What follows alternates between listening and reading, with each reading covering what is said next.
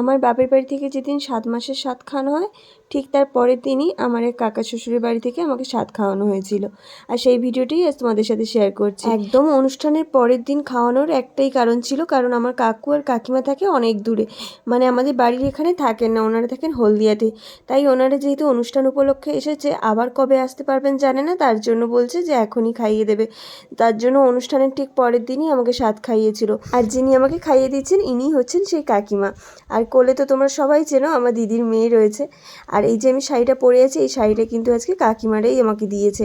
আজকে যা যা পরেছি সব কিছু কাকিমাদের দেওয়া। আর যে সকালের টিফিনে ছিল 7 রকমের ফল, 7 রকমের মিষ্টি, এইসব। আর দুপুরবেলা অনেক কিছু নিয়ে রান্না করেছিল কাকিমা নিজের হাতে।